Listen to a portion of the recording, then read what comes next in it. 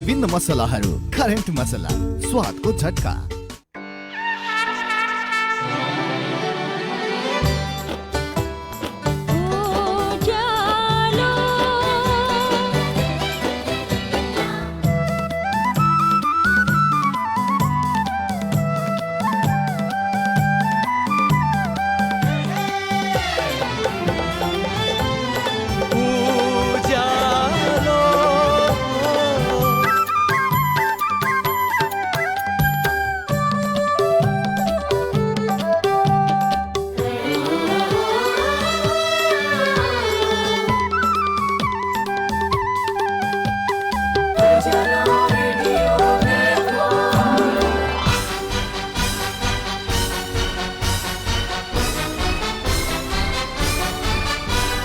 सीधा कुरा प्रश्न विचार उज्यालो रेडियो नेटवर्क।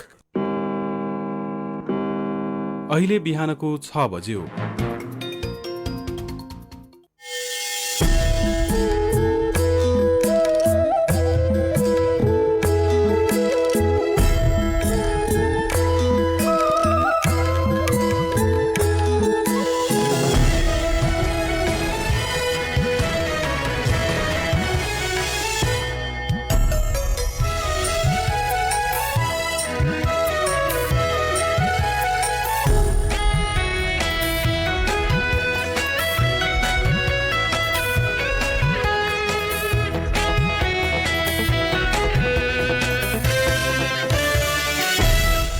नमस्कार तथा सुप्रभात। उज्यालो रेडियो नेटवर्कसँगै उज्यालो अनलाइन र मोबाइल एप्लिकेशनबाट एकसाथ प्रसारण भइरहेको काया कैरनमा तपाईंलाई साथी मदन पौड्यालसँगै दिपा तिमल सिन्हाको स्वागत छ।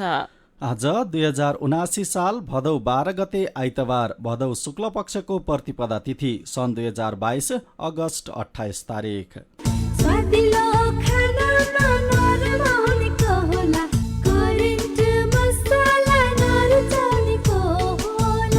काया कैरनको साथमा करेन्ट मसला र करेन्ट चिया, स्वादको झट्का।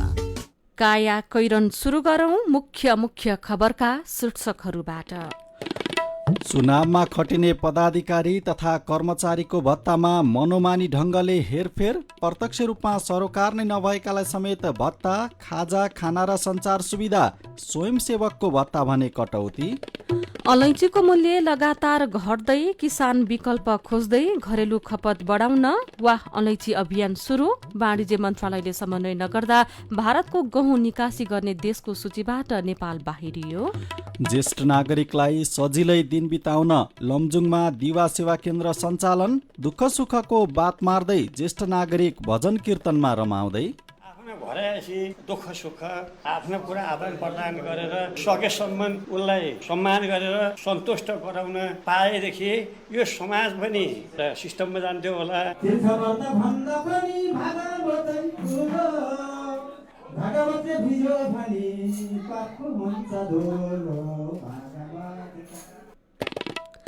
भारत र ब्राजिलद्वारा सुरक्षा परिषदमा व्यापक सुधारको माग, अन्तर्राष्ट्रिय शान्ति सुरक्षाको चुनौतीका लागि उत्तरदायी बनाउन आग्रह।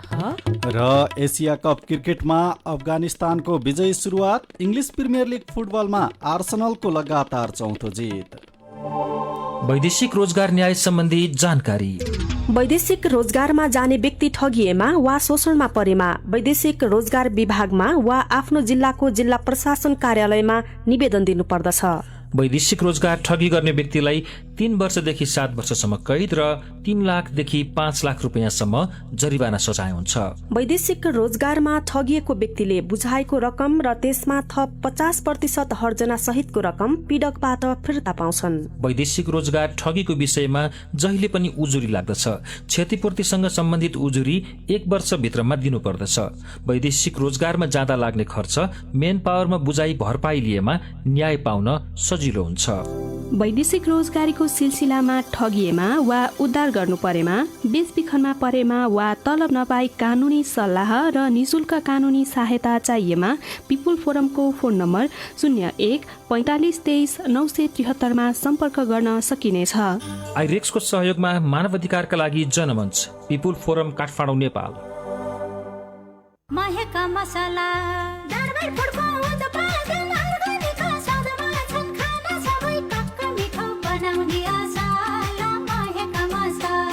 दरबार फुड्सको महक मसाला, दरबार ब्रान्डका नमकिन भुजिया र दालमोठहरू अब अन्तर्राष्ट्रिय स्वादमा सर्वत्र उपलब्ध छ। नेपाली मनको चाहना, राष्ट्रियताको भावना। Royal taste with Darbar food, a quality product of Manokamana group.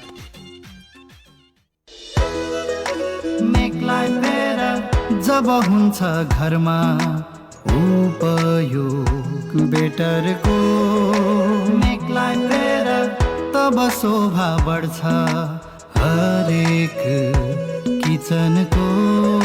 Make life better rice cooker होस् या प्रेसर कुकर, ग्यास चुलो होस् या रोटी मेकर, हिटर गिजर पंखा इन्डक्सन मिक्सर ग्राइन्डर सबै टिकाउ छन्। Make life better, make life better, make life better, make life better. Better home appliances, make life better. काया कैरनमा अब खबरको सिलसिला। निर्वाचन आयोगले चुनावमा खटिने पदाधिकारी तथा कर्मचारीको भत्ता मनोमानी ढंगले हेरफेर गरेको छ। निर्वाचन गराउन प्रत्यक्ष सरोकार नै नभएका कर्मचारीलाई समेत भत्ता, खाजा, खाना र संचार सुविधा खर्च दिने व्यवस्था गरेर आयोगले कार्यविधि ल्याएको हो।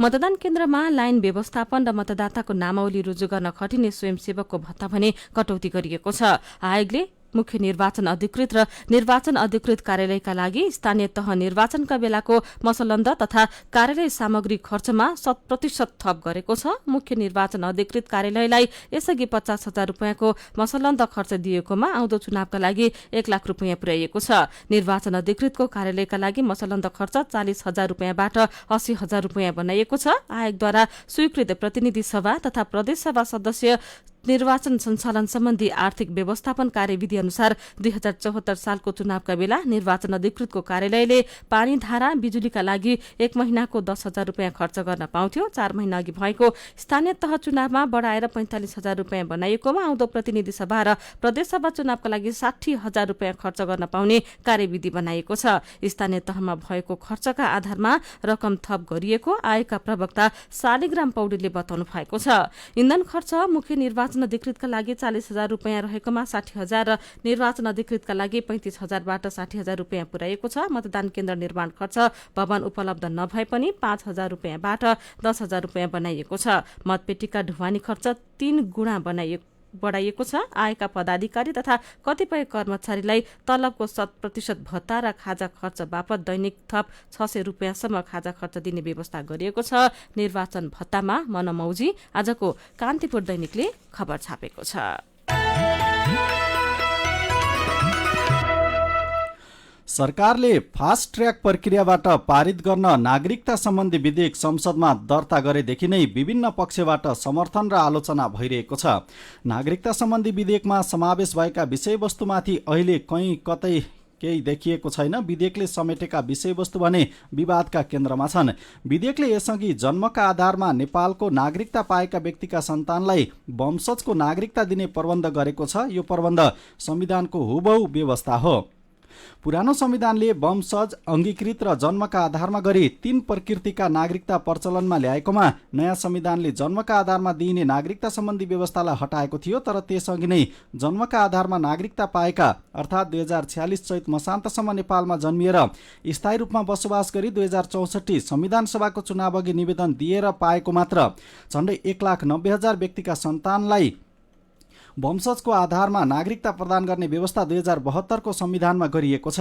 वैवाहिक अंगीकृतका लागि समयसीमा तोक्ने विषयमा अहिलेसम्म कुनै पनि सरकारले विधेयक संसदमा लगेका छैनन्। जन्मसिद्धका सन्तान र गैर आवासीय नेपालीलाई नागरिकता दिने विषयमा वर्तमान सरकारले प्रस्तुत गरेको दुवै सदनले अघिल्लो महिना पारित गरेको थियो।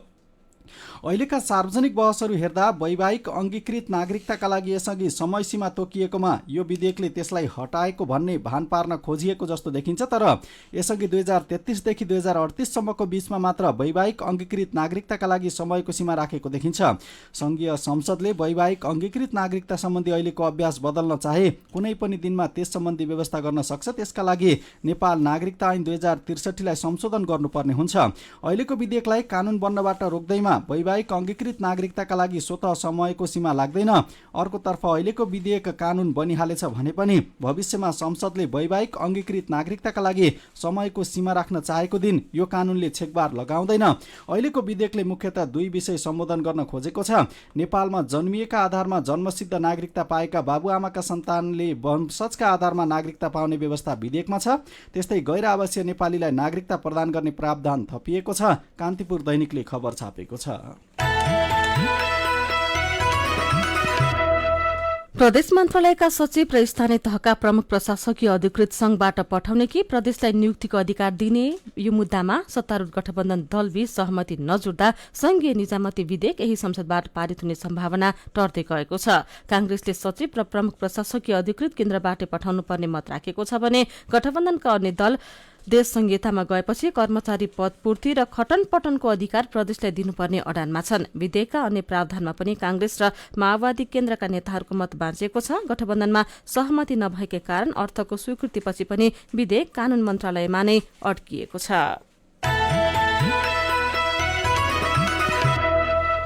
पालिका चुनावमा अपेक्षित परिणाम हासिल गर्न नसकेको प्रमुख प्रतिपक्षी दल नेकपा एमाले पार्टी अध्यक्ष केपी शर्मा ओलीलाई भावी प्रधानमन्त्रीका रूपमा अगाडि सारेर चुनावमा जाने निर्णय गरेको छ। एमाले स्थानीय तहको भन्दा 16% मत बढाएर बहुमत हासिल गर्ने महत्वाकांक्षी योजना अगाडि सारेको छ। केन्द्रीय कमिटिको हिजो सकिएको बैठकले आउँदो चुनावमा ओलीको नेतृत्वमा बहुमतको सरकार बनाउने संकल्प गर्दै राजनैतिक स्थायित्वका लागि एमालेको पक्षमा जनादेश दिन आह्वान गरेको छ। सत्तारूढ गठबन्धनमा सिट बाँडफाँडको गृह कार्य जारी रहँदा एमाले चुनाव परिचालन कमिटिका संयोजक ओलीलाई भावी प्रधानमन्त्रीका रूपमा पेश गरेर गठबन्धनमाथि दबाव बढाएको छ। एमाले समानुपातिक निर्वाचन प्रणालीबाट सांसद नदोर्याउने समेत भएको छ। काया कैरनमा रिपोर्टसँगै खबरहरू बाँकी नै छन्, सुन्दै गर्नुहोला।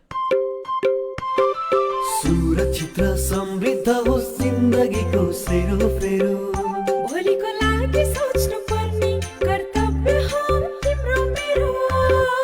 ढुक्क हुन भोलिलाई बिमा गरौँ है, नेशनल लाइफ इन्स्योरेन्समा बिमा गरौँ है। विगत 35 वर्षदेखि सञ्चालनरत नेपालकै पहिलो अग्रणी जीवन बीमा कम्पनी, नेपाल सरकारको पूर्ण स्वामित्व रहेको राष्ट्रिय वाणिज्य बैंक प्रवर्धक रहेको नेशनल लाइफ इन्स्योरेन्स कम्पनी, अजिमपाट, काठमाडौँ। थोरै बचत धेरै कायदा, बीमाका छन् फाइदै फाइदा। सरकारी स्वामित्व र बीमाको क्षेत्रमा विश्वसनीय नाम राष्ट्रिय बीमा संस्थान। जीवन बीमाका लागि आजै राष्ट्रिय बीमा संस्थान रामशाहपथ काठमाडौँ वा नजिकैको शाखामा सम्पर्क गरौँ। सानीमा बैंकको खाताहरूमा मासिक ब्याज पाइन्छ नि, थाहा छ? हो नि, बचत खाता, कल खाता, 5 गुणासम्म हुने सानीमा धमाका मुद्दती, रिकरिङ खाता सबैमा महिने पछि ब्याज पाइन्छ। त्यसो भए सानीमा बैंकको 5 गुणासम्म हुने मुद्दती खाता भनेको के हो त? न्यूनतम अवधिमा 5 गुणासम्म हुने सानीमा धमाका, सानीमा रेमिटेन्स धमाका मुद्दती खाता हुन्। सानीमा रेमिटेन्स धमाकामा त 5.79 वर्षमा 2 गुणा तथा 13.45 वर्षमा त 5 गुणा हुन्छ नि। अनि मासिक बचत गर्ने रिकरिङ खाताको बारेमा थाहा छ त? किन नहुनु, मासिक प्राप्त हुने ब्याज तथा किस्ता रकम मुद्दतीमा नै क्रमिक रूपमा जम्मा हुने रिकरिङ खाता हो। यसमा भविष्यमा ब्याज दर घट्ने चिन्ता पनि हुँदैन। अनि उच्च प्रतिफल पाउने खाता चाहिँ रिकरिङ खाता तथा 5 गुणासम्म हुने मुद्दती खाताहरू हुन्। बचतमा नि, बचतमा सानीमा सुपर सेभिङमा त 8.03% ब्याजका साथै रु 5,000 सम्मको निशुल्क होल बडी चेकअप सुविधा पाइन्छ। धेरै बुझेका रहेछौ। ल, आजको अन्तर्वार्तामा तिमी पास भयो। मैले मात्र बुझेर भएन नि, जाउँ न सबैलाई बुझाउँ।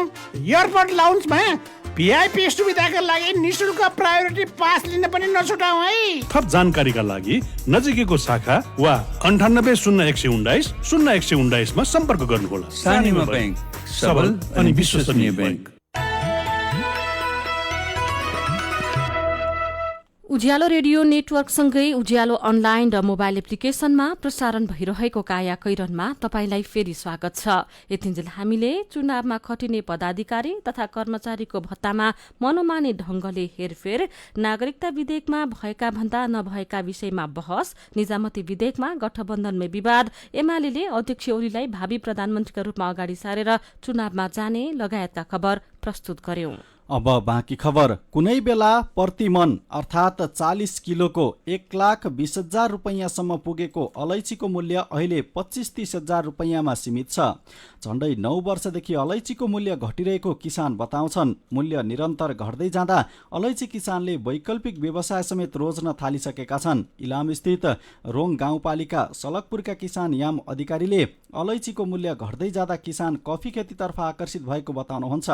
अलैँची खेतीमा मेहनत धेरै लाग्छ, सिंचाइ चाहिन्छ, तर बजार मूल्य छैन उहाँले भन्नुभयो। त्यसैले बिस्तारै कफी खेतीतिर लाग्नेहरू बढेका छन्। कफीलाई वर्षमा एक पटक झार गोडेर मल दिए पुग्ने र अलैँचीमा पानी मलजलसँगै निकालिसकेपछि दाना छुट्याउने, सुकाउने, ग्रेडिङ गर्नुपर्ने लगायत झन्झट रहेको उहाँको भनाइ छ।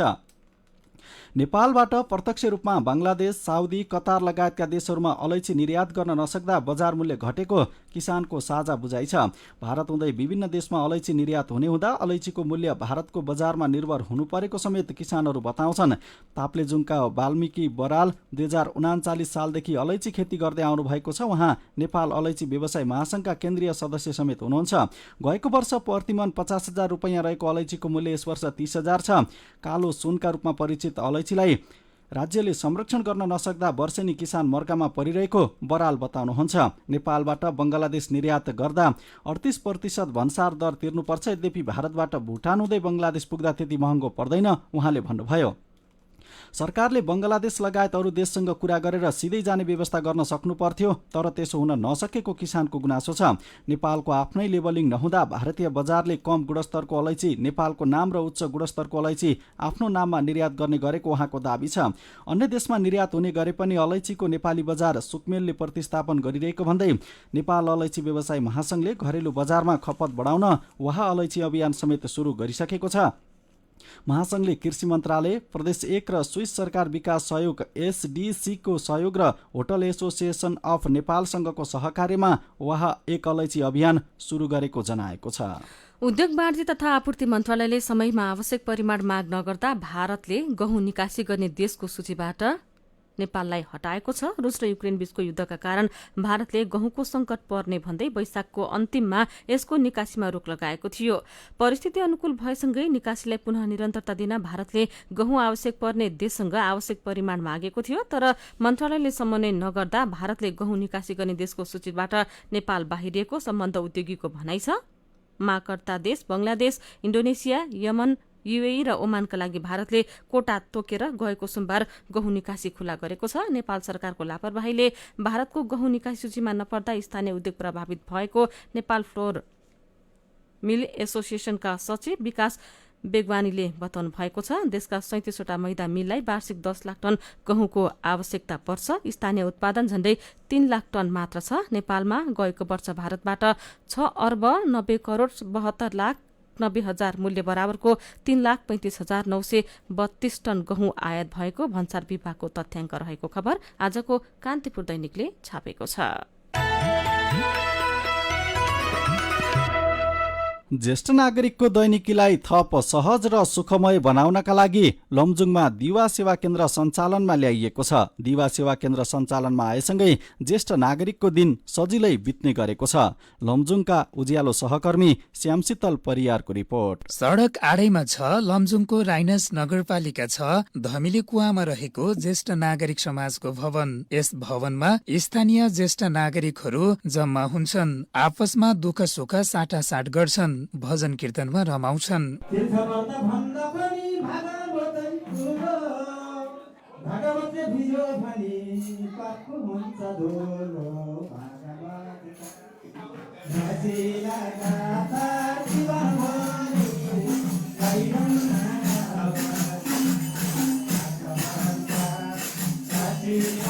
बुढ्यौली उमेरमा आफू सरहका साथीभाइसँग भलाकुसारी गर्दै भजन कीर्तनमा रमाउन पाउँदा ज्येष्ठ नागरिक निकै खुसी छन्। दिवा सेवा केन्द्रमा आएर बस्न रम्न पाउँदाको खुसी सुनाउँदै नानी माया श्रेष्ठ। भोक पनि छैन, केही छैन, घरको पिर पनि छैन म यस्तैमा भुल्न पाए हुन्छ जस्तो लाग्छ स्वर्ग जस्तो लाग्छ गण्डकी प्रदेश सरकारको 5 लाख र राइनस नगरपालिकाको 2 लाख रुपैयाँ गरी 7 लाख रुपैयाँको लागतमा साबिक गाविसको भवनलाई मर्मत सम्भार गरी धमिली कुवामा ज्येष्ठ नागरिकका लागि भवन प्रयोगमा ल्याइएको हो।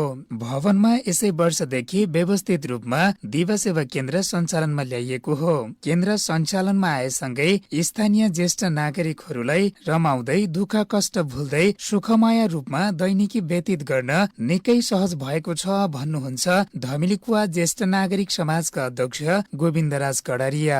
कोही राजनीतिवाद मारे हन्, कोही अब खानापिना खाएर बोले हन्, कोही बलिया भाङ्गा छन्। हामी त्यति नै तहमा नमिल्ने भएपछि बुढाबुढी गएर हामी त दोकान होटेलमा नबसे त्यो छुट्टै एउटा भवनमा एउटा कुनै एउटा कुर्सीमा बसेर आफ्नो घर आएपछि दुःख सुख के छ कसो छ र आफ्नो व्यवहार के छ आफ्नो कुरा आदान प्रदान गरेर उसको दुःख पीडालाई सकेसम्म उसलाई सम्मान गरेर त्यसको हामीले त्यसलाई त्यसो दुःख पीडालाई चाहिँ सन्तुष्ट गराउन पाएदेखि यो समाज पनि एउटा राम्रो किसिममा एउटा सिस्टममा जान्थ्यो होला। दिवा सेवा केन्द्रमा भजन कीर्तनका लागि वाद्यवादन, टेलिभिजन, चिसो तातो पानीको व्यवस्था मिलाइएको छ। खाजाको समेत व्यवस्था गरिने नगरपालिकाले जनाएको छ। ज्येष्ठ नागरिक लक्षित दिवा सेवा केन्द्र सञ्चालन कार्यक्रम नगरपालिका भित्रका सबै ओडामा विस्तार गर्ने लक्ष्य रहेको बताउनुहुन्छ राइनस नगरपालिकाका प्रमुख प्रशासकीय अधिकृत गोकर्णराज सुवेल। उमेरको हिसाबले, सिपको हिसाबले, अनुभवको हिसाबले, आचरणको हिसाबले, व्यवहारको हिसाबले पनि हाम्रो समाजको सम्मानित व्यक्तित्व ज्येष्ठ नागरिकलाई चाहिँ दिवा सेवा केन्द्र सञ्चालन गर्ने, यी समग्र व्यवस्थापन गर्ने र उनीहरूको दैनिक दिनचर्यालाई सहज बनाउने र तनावरहित जीवनको लागि, सुखमय आनन्दमय जीवनको लागि चाहिँ अगाडि बढाउने कार्यक्रम हो। यो चाहिँ अहिले नमुनाको रूपमा धमुलोकोमा चाहिँ हामीले सञ्चालन गरेका छौँ। अब आगामी दिनमा यो हाम्रो निरन्तर कार्यक्रम हुन्छ र 10वटै वडामा चाहिँ यस्ता कार्यक्रमहरू सञ्चालन गर्ने, राइनसमा समग्र चाहिँ ज्येष्ठ नागरिकहरूको चाहिँ सम्मानित छन्, उनीहरू खुसी छन् भन्ने सन्देश चाहिँ देशभरि नै दिने हाम्रो अभियान हो। काया कैरनमा मेरो पनि भन्नु छ र कार्टुनसँगै खबरको सिलसिला बाँकी नै छ, सुन्दै गर्नुहोला।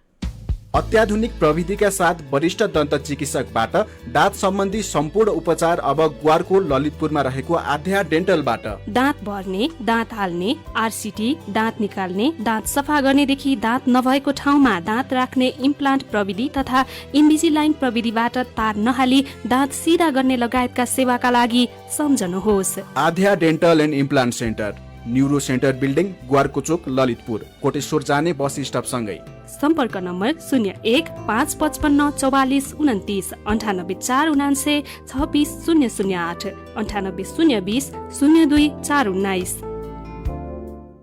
मिठो मिठो खानाले कसको मन नाच्ला, स्वादिलो खानामा नरमाउनेको होला, करेन्ट मसलामा बनेको, करेन्ट मसला नरुचाउनेको होला। Hygienic, tasty and fresh Trimurti industries private limited Rupandehi बुटवलद्वारा उत्पादित करेन्ट चिकन मसला, सब्जी मसला, चाउमिन मसला, मोमो मसला, चाट मसला, गरम मसला र अन्य विभिन्न मसलाहरू। करेन्ट मसला, स्वादको झट्का। अन्तर्राष्ट्रिय स्तरको आँखा अस्पताल दृष्टि आँखा केन्द्र कलङ्कीमा बिना इन्जेक्सन मोतीबिन्दुको शल्यक्रिया, मधुमेहका बिरामीको पर्दाको परीक्षण तथा शल्यक्रिया, जलबिन्दुको उपचार तथा शल्यक्रिया, अल्छी आँखाको उपचार, साथै दृष्टि आँखा अस्पताल कलङ्कीमा नाक, कान तथा घाँटीको सम्पूर्ण उपचार तथा शल्यक्रिया सेवा। सम्पर्क दृष्टि आँखा केन्द्र कलङ्की, फोन 01 52 24 352 52 24 353, वेबसाइट www.drishti.org। हाम्रा शाखाहरू काठमाडौँको जमल, चाबहिल, नयाँ बानेश्वर तथा टोखामा पनि। सबैका लागि दृष्टि, सधैँका लागि दृष्टि। उज्यालो रेडियो नेटवर्क मार्फत देशभरिका विभिन्न एफएम स्टेशन तथा उज्यालो अनलाइन र मोबाइल एप्लिकेशनमा प्रसारण भइरहेको काया कैरनमा तपाईंलाई फेरि स्वागत छ। अब बाँकी खबर। बाराको सिमरौनगढ नगरपालिका 8 कचोरवा गाउँ त्यही छन् दलितमा पनि निकै पछाडि पारिएका मानिने चमारका 40 घर परिवार। टोलको एक छेउमा 24 परिवारको टोल छ। त्यही टोलको एउटा कुनामा 6 धुर जमिनमा उभिएको छ रोमियो भनिने 24 वर्षीय राजकुमार रामको झुपडी। शनिबार उहाँको टोलमा बेग्लै खुसी थियो। नहोस् पनि किन, उहाँ प्रहरीमा भर्ती हुनुभएको थियो। टोलभरिबाटै उहाँ प्रहरी बन्ने पहिलो युवक, त्यो पनि पहिलो प्रयासमा होइन 7औं पटकमा। रोमियोको सफलतामा बाबु नन्दलाल चमार र आमा देवपति झनै खुसी देखिनुहुन्थ्यो। सुडेनीको काम गर्ने देवपति र बिहे बटुलोमा बाजा बजाउने टोलीमा रहेर सहनाई वादक नन्दलाललाई संसारै जितेको अनुभव भइरहेको थियो। सेना, प्रहरी, सशस्त्रको भर्तीमा पटक पटक आवेदन दिएर छनौटमा नपरी बाहिरिएको देखेर बाबुआमाले हरेस खाएका थिए, तर उनले कोसिस गर्न छाडेनन्। रोमियो 7औं प्रयासमा फौजी शीर्षकको यो खबर आजको कान्तिपुर दैनिकले छापेको छ। मेरो पनि भन्नु छ। ढिला टिप्दा कुहिन्छ कि भन्ने डरले मुगुका किसानलाई स्याउ टिप्न चटारो भएको खबर उज्यालो अनलाइनमा पढेपछि रामचन्द्र भुसाल लेख्नुहुन्छ, अब आफ्नै देशका अर्गानिक स्याउको उत्पादन बढाएर र बजारीकरणको उचित व्यवस्था गरेर स्याउमा आत्मनिर्भर बन्न आवश्यक छ। यही विषयमा पदम विक भन्नुहुन्छ, उचित भण्डारणको अभावले मुगुका किसान छिटो स्याउ टिपेर सस्तोमा बेच्न बाध्य छन्। तर बाहिरी देशबाट आयात गरिएका धेरै विषादी प्रयोग गरिएका स्याउ सहरी क्षेत्रका नागरिक महँगो मूल्य तिरेर खाइरहेका छन्। तैपनि सरोकारवाला निकायको यसतर्फ ध्यान जान भने सकेको छैन। यही विषयमा नारायण खरेल भन्नुहुन्छ, मुगुको स्याउ भन्ने बित्तिकै मेरो त मुख नै रसायो। मुगुको ताजा स्याउ खान पाए महँगो मूल्य परे पनि तिर्ने थिएँ, तर काठमाडौँसम्म आइपुग्ने महिनौ लाग्छ। दलहरूले महिलालाई प्रत्यक्षमा उम्मेद्वार बनाउनु पर्छ भनेर पूर्व सभामुख ओन्सरी घरती मगरले भन्नुभएको बारे देवा जीएमको प्रतिक्रिया छ, भनेर मात्रै के गर्नु, वास्तविकतामा त्यस्तो हुने भए पो जुनसुकै ठाउँमा पनि महिलाको सहभागिता कम छ। अनि यही विषयमा श्री पौडेल भन्नुहुन्छ, तपाईकै पार्टीले पनि महिला सहभागितालाई खासै ध्यान दिएको छैन। महिलालाई प्राथमिकता दिन्छौँ भन्ने तपाईकै पार्टीले कतिको महिलालाई प्राथमिकता दिँदो रहेछ भन्ने कुरा अस्तिको पदाधिकारी चयनले छर्लङ्ग पारिसक्यो। विचारका लागि तपाईलाई धन्यवाद। मेरो पनि भन्नु छ। मेरो पनि भन्नु छ प्रस्तुत गर्दै हुनुहुन्थ्यो साथी जानुका दुवाडी। काया कैरनमा अब विदेशको खबर। भारत र ब्राजिलले अन्तर्राष्ट्रिय शान्ति र सुरक्षामा समसामयिक चुनौतीको सामना गर्न मद्दत गर्न संयुक्त राष्ट्र संघ सुरक्षा परिषदको व्यापक सुधारको माग गरेका छन्। 8औं भारत ब्राजिल संयुक्त आयोग बैठक JCM पछि जारी गरिएको संयुक्त वक्तव्यमा संयुक्त राष्ट्रसंघ सुरक्षा परिषदको व्यापक सुधार गर्नुपर्ने तथा स्थायी र गैर स्थायी दुवै क्षेत्रमा यसको विस्तार हुनुपर्ने अनि अन्तर्राष्ट्रिय शान्ति र सुरक्षाको समसामयिक चुनौतीहरूका लागि उत्तरदायी बनाउन समेत आग्रह गरिएको छ। दुई देशले संयुक्त राष्ट्रसंघ लगायत बहुपक्षीय संगठनहरू र G20, ब्रिक्स जस्ता बहुपक्षीय फोरमहरूमा पनि व्यापक रूपमा सहयोग गर्ने प्रतिबद्धता जनाएका भारतको विदेश मन्त्रालयलाई उद्धृत गर्दै अन्तर्राष्ट्रिय सञ्चार माध्यमले जनाएका छन्। अब खेल खबर। एसिया कप क्रिकेटमा अफगानिस्तानले विजय सुरुवात गरेको छ। दुबईमा गैराती भएको उद्घाटन खेलमा 5 पटकको च्याम्पियन श्रीलङ्कालाई 8 विकेटले हराउँदै अफगानिस्तानले सुखद सुरुवात गरेको हो। श्रीलङ्काले दिएको 106 रनको लक्ष्य अफगानिस्तानले 10 ओभर 1 बलमा मात्र 2 विकेट गुमाएर भेट्टायो। त्यससँगै टस हारेर पहिले ब्याटिङ गरेको श्रीलङ्काले 19 ओभर 4 बलमा अल आउट हुँदै 105 रन बनाएको थियो। जितसँगै समूह बीको अफगानिस्तानले पहिलो खेलमा 2 अङ्क जोडेको छ। प्रतियोगिताको दोस्रो खेलमा आज भारत र पाकिस्तान बीच खेल हुँदैछ। खेलकै अर्को खबरमा इङ्ग्लिस प्रिमियर लिग फुटबलमा आर्सेनलले लगातार चौथो जित निकालेको छ। गैराती भएको खेलमा फुलहमलाई 2-1 गोलले हराउँदै आर्सेनलले अङ्क तालिकामा शीर्ष स्थान कायमी राखेको छ। आर्सेनलको 4 खेलमा 12 अङ्क रहेको छ। यस्तै चेल्सीले लेस्टर सिटीलाई हराएको छ। घरेलु मैदानमा 10 खेलाडीमा समेटिएको चेल्सीले लेस्टर सिटीलाई 2-1 गोलले पराजित गरेको हो। जितसँगै चेल्सीले 4 खेलबाट 7 अङ्क जोड्दै 6औं स्थानमा रहेको छ। लिभरपुलले इङ्ग्लिस प्रिमियर लिग फुटबलमा पहिलो जित निकालेको छ। लिभरपुलले बर्नमाउथलाई 9-0 गोलको फराकिलो अन्तरले हराउँदै पहिलो जित निकालेको हो। यस्तै इङ्ग्लिस प्रिमियर लिग फुटबलमा म्यान्चेस्टर सिटीले पुनरागमन जित निकालेको छ। युवा फरवार्ड एर्लिङ ब्राउट हालान्डको ह्याट्रिक मद्दतमा सिटीले क्रिस्टल प्यालेसलाई 4-2 गोलले हराएको हो। जितसँगै सिटीको 4 खेलमा 10 अङ्क भएको छ। सिटी दोस्रो स्थानमा छ। गैराती भएका अरू खेलमा ब्रेन्टफोर्ड र एभर्टनले 1-1 गोलको बराबरी खेलेका छन्। ब्राइटनले लिड्स युनाइटेडलाई 1-0 गोलले हराएको छ। त्यससँगै हिजो भएको पहिलो खेलमा म्यान्चेस्टर युनाइटेडले साउथह्याम्पटनलाई 1-0 गोलले हराएको थियो।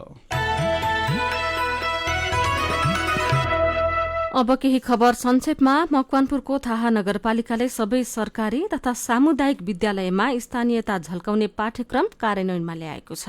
सडकको दुरावस्था, मनपरी भाडादर, कोचाकोच यात्रा र सार्वजनिक गाडीको अपर्याप्तता दशैंको बेला यात्रुले हरेक वर्ष भोग्दै आइरहेका समस्या हुन्। समस्या कम गर्न पूर्व तयारीबारे सरकार हरेक वर्ष चुक्दै आइरहेको छ। यसैकारण दशैंका बेला लामो तथा मध्यम दूरीको यात्रा सधैँ भद्रगोल हुन्छ। सरकारी निकाय र यातायात व्यवसायबीच पर्याप्त तयारी र समन्वय नहुँदा दशैं मनाउन घर जानेहरू कष्टपूर्ण यात्रा गर्न बाध्य हुन्छन्। यात्रुले यस वर्ष पनि यस्तो नियति भोग्नुपर्ने देखिन्छ। नजिकै दशैं, यातायात व्यवस्थापनमा सरकार चुक्दै, बाटोघाटो र यातायात व्यवस्थापनबारे छैन पूर्व तयारी, अग्रिम टिकट बुकिङमा सधैँ ढिलाइ शीर्षकको खबर नयाँ पत्रिका दैनिकले छापेको छ। बेलायतमा जाने नेपाली नर्सले मासिक 4 लाख रुपियाँसम्म पारिश्रमिक पाउने भएका छन्। त्यहाँको कानून अनुसार लाइसेन्स लिएपछि नेपाली नर्सले वार्षिक 48 लाख रुपियाँसम्म तलब पाउने नेपाल र बेलायत सरकार बीच सम्झौता भएको छ। सरकारले तिर्न बाँकी सार्वजनिक ऋण 20 खर्ब 11 अर्ब 58 करोड रुपैयाँ बराबर पुगेको छ। नेपाल राष्ट्र बैंकले सार्वजनिक गएको आर्थिक वर्ष 2078-79 को तथ्याङ्कमा आधारित देशको वर्तमान आर्थिक तथा वित्तीय अवस्था प्रतिवेदन अनुसार अघिल्लो आर्थिक वर्षको तुलनामा सार्वजनिक ऋण 2 खर्ब 77 अर्ब 11 करोड रुपैयाँले बढेको हो। र देशकै ठूलो महिला कारागारमा 25% कैदी बन्दी बैंकिङ कसुरका रहेका छन्। देशभरका कारागारमा अहिले 1433 महिला कैदी बन्दी छन्। कर्तव्य ज्यान कसुरका 453 जना रहेका छन्। बैंकिङ कसुरका अपराध बढ्दै गएको प्रहरीले जनाएको छ। नयाँ पत्रिका दैनिकले खबर छापेको छ। काया कैरनमा अब पालो उखानको। घट घट ज्ञान, फल फल स्वाद। उखानसँगै हामी काया कैरनको अन्त्यमा आइपुगेका छौं। आजका मुख्य खबर फेरि एकपटक। चुनावमा खटिने पदाधिकारी तथा कर्मचारीको भत्तामा मनोमानी ढंगले हेरफेर, प्रत्यक्ष रूपमा सरोकार नै नभएकालाई समेत भत्ता, खाजा, खाना र सञ्चार सुविधा, स्वयंसेवकको भत्ता भने कटौती। अलैँचीको मूल्य लगातार घट्दै, किसान विकल्प खोज्दै, घरेलु खपत बढाउन वाह अलैँची अभियान सुरु। वाणिज्य मन्त्रालयले समन्वय नगर्दा भारतको गहुँ निकासी गर्ने देशको सूचीबाट नेपाल बाहिरियो। ज्येष्ठ नागरिकलाई सजिलै दिन बिताउन लमजुङमा दिवा सेवा केन्द्र सञ्चालन। दुःख सुखको बात मार्दै ज्येष्ठ नागरिक भजन कीर्तनमा रमाउँदै। भारत र ब्राजिलद्वारा सुरक्षा परिषदमा व्यापक सुधारको माग। अन्तर्राष्ट्रिय शान्ति सुरक्षाको चुनौतीका लागि उत्तरदायी बनाउन आग्रह। र एसिया कप क्रिकेटमा अफगानिस्तानको विजयी सुरुवात। इङ्ग्लिस प्रिमियर लिग फुटबलमा आर्सेनलको लगातार चौथो जित।